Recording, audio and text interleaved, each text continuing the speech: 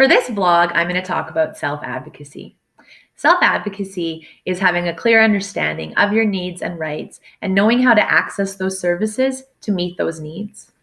Inside of self-advocacy, there are four really important key elements. The first is knowledge of self. The second, knowledge of rights, communication skills, and leadership skills. Obviously, those elements are going to vary based on the age of the child, but the first thing I would recommend starting with is knowledge of self. Having your deaf and hard of hearing student even acknowledge that they have a hearing loss and acknowledge how that impacts their day-to-day life is very, very important for them to really buy into the idea of self-advocacy. So who exactly needs self-advocacy skills anyway?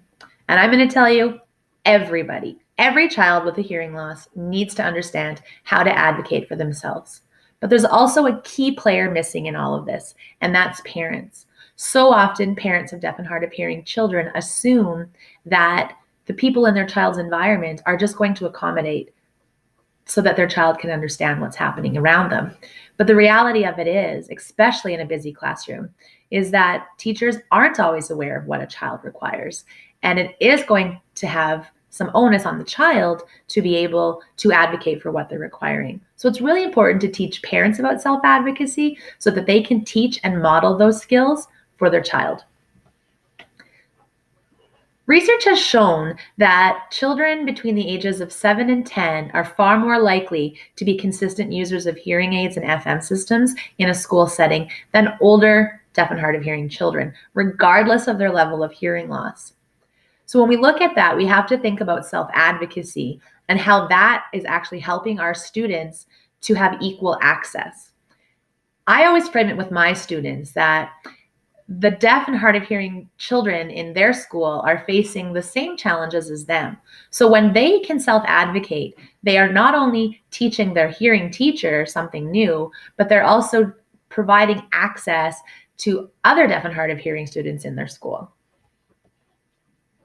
Self-advocacy is obviously going to be a lifelong endeavor. It can't be learned too early in life, and it definitely can't be learned too late. But it's an ongoing process. Students will have to be reminded of their self-advocacy skills and the things they require every year as they change teachers. Practicing the self-advocacy skills with our students as teachers of the deaf is very, very important to ensure that they always have the appropriate language for what they're trying to advocate for. So for example, I always model with my students. I ask them to tell me to turn on my microphone for the FM, and then I'll model back to them how that looks. So if a student says to me, turn on your microphone, versus Mrs. Grodecki, can you please turn on your microphone? I show them the differences and how that might be perceived or accepted from outside people when you're advocating. I use a lot of resources for students that they can kind of connect with. So for the younger students, kind of my K-2 book that I go to is called Freddie and the Fairy. And this book is about a little fairy that is having a hard time granting a boy his wishes because she doesn't understand. And her mom has to come in, the fairy godmom comes in and helps the boy understand the girl's needs. So I use this book as a good starting point with students about how, when mom's not around, how can they advocate for what they require. One that I've found very, very popular lately with students, or very successful with students, is called The William Hoy Story.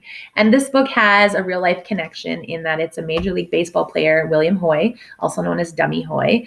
It's his story, and it talks about his struggles going through life and all the things he had to do to advocate for himself to have access to the baseball world. Lots of great conversations are had there. I also use El Defo by CC Bell, which allows the students, again, I have them compare back and forth with how did CC feel in this moment? How does that relate to you? Would you have advice for CC? And there's a new book on the horizon, and it's called Charlie and Frog, A Mystery. And there is a sequel that's just being written. It's by Karen Kane. And this book has a hearing character and a deaf character that work together to have to solve a mystery. And so lots of great conversation can be had about how did the characters work together to figure out communication breakdowns, and how did Frog, the deaf character, make sure that people understood her. So it's another really great one that's just recently come out. So when I'm working on self-advocacy with students, I cover individual needs. I always sit down with a student and try to talk with them just one-to-one about what are your needs, how does your hearing loss affect you? And then from that, I'll kind of make my bigger plan. I talk a lot to students about teachers' responsibilities versus student responsibilities. Like, yes, it's my responsibility as a teacher to wear the FM system, but it's also your responsibility as a student to remind me to put it on.